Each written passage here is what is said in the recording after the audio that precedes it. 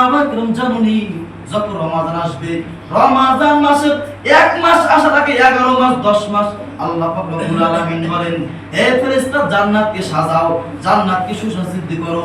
সামান্য একটু বুঝে নেন, আপনাদের যারা মেয়ে বিবাহ দিয়েছেন, মেয়ে বিবাহ যখন ঈদের সময় জামাই আসবে, ওই জামাই আসার আগে 10 দিন 20 দিন আগে ঘরের মধ্যে কত আয়োজন করেন, কত কিছু করেন।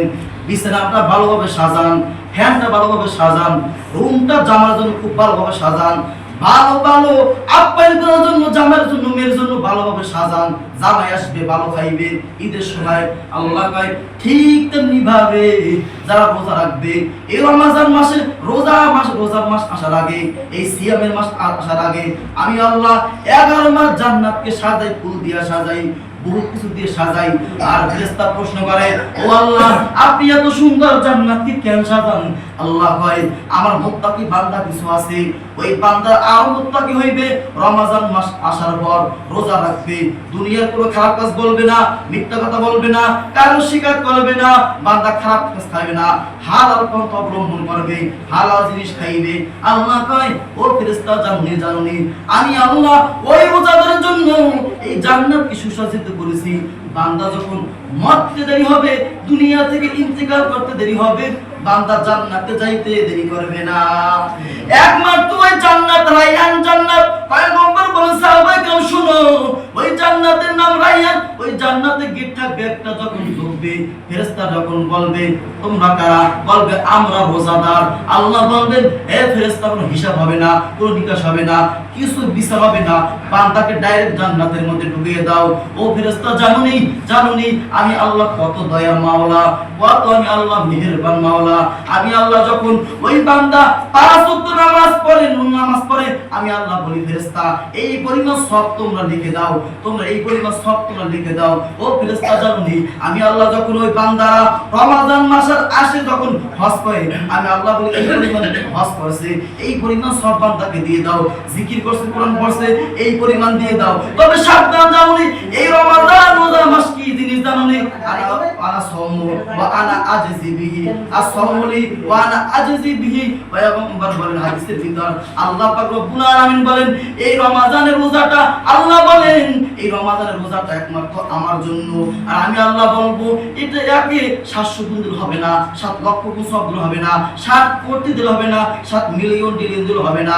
এই বান্দা রোজা রাখছে আমার জন্য, এর কি পরিমাণ সওয়াব আমি আল্লাহ নিজের হাতে দান করব।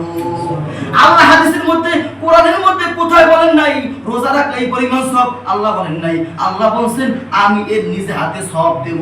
কি পরিমাণ সওয়াব দেবে? আল্লাহ কয় আমি আল্লাহ যত বড়, আমার বান্দা পুরস্কারটাও হবে তত বড়।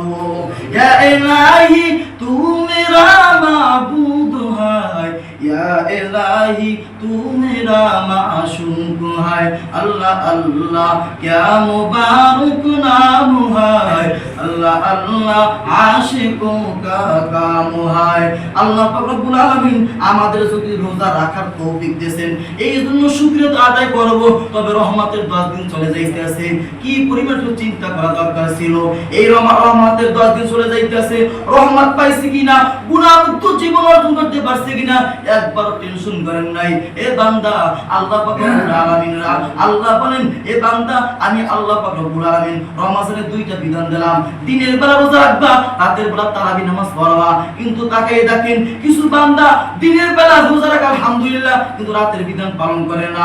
কিছু বান্দা আছে যখন 20 রাকাত তারাবি যখন পারি দেই তখন মসজিদে আয়েশা হাজির, যখন 18 রাকাত পারি দেই তখন হাজির, 16 রাকাত পারি দেই তখন হাজির মসজিদের ভিতর, ফরজও পড়ে না, সুন্নতও পড়ে না, শুধু দেখায় আমি তারাবির মধ্যে হাজির হইছি।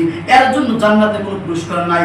আল্লাহ বলেন 2টা নেক আমল যারা করবে, দিনের বেলা রোজা রাখবে, উপবাস থাকবে, সমস্ত খারাপ কাজ থেকে বাঁচবে, আর 6টা শর্ত যারা মেনে চলবে আমি আল্লাহ তাদেরকে জান্নাতে সুসংবাদ দিছি। কি 6টা শর্ত? 1 নাম্বার যারা রোজা থাকবে সমস্ত মুখের খারাপ কাজ থেকে নিজেকে বিরত রাখবে। কি রাখবে? মুখের খারাপ কাজ থেকে, কোনো খারাপ কাজ খাবে না, হালাল জিনিস খাইবে, হারাম জিনিস খাইবে না, কোনো মিথ্যা শিকার কারো বলবে না।